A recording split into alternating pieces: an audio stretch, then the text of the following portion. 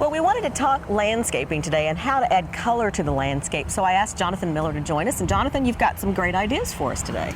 Yeah, usually when you think about color, you think about flowers, but another way to add some instant color is just these bright ceramic pots. And we have them in all shapes, sizes, and colors. This tall columnar one is nicely, if you use it to frame up an entryway, if you have two on each side of your doorway, that would look makes great. A nice element framing up your entryway. And inside of it here, I have a nice mix of blooming annuals. And what this is just a patio pot that's already pre-made, and it has all these different annuals. And what's nice about that is you can just drop this in there, pull it out of the pot, and you have an instant pot. And that's like the gardens to go that you have here at TLC, where you've got a lot of these already made up. Yes, That's a great idea. Boy, talk about instant gratification. And also, you can use these in the garden as well, not only in pots. If you have an open area, just want to add a lot of color, just stick that in the ground and you have a nice area of color. Well, you've got some potting soil down here. Yeah, this is a nice potting soil made by Osmocote, which why I like this is it also has fertilizer in it, which feeds for up to 6 months.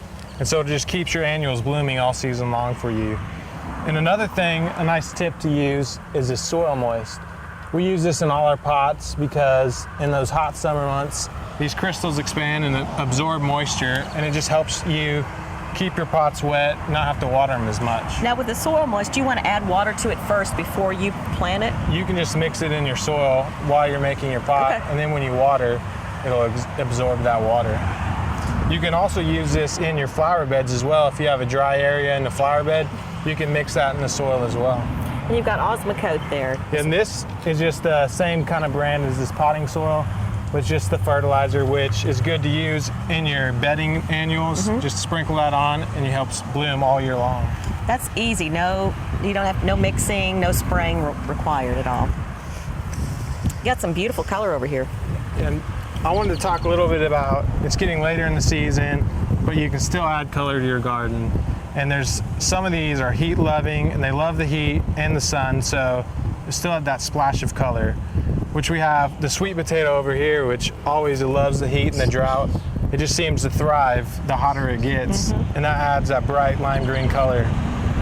And then around this bird bath, we have a mix of salvias, some annual salvias.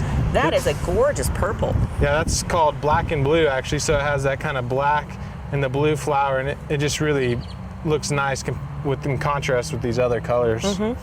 This is a smaller growing salvia, which is called Red Hot, and it's just that bright red color, which would, up against that blue ceramic bird bath, it really stands out. Well, and I'm so glad you brought in the pots and the bird baths, because those kinds of elements, sometimes we forget about them. We think only about flowers, but that can really add a different dimension.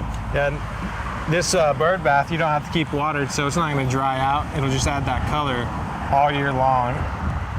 And then in front here, this yellow blooming flower, this is lantana, which it loves the heat, loves the dry summers, so it'll just add that color all year long.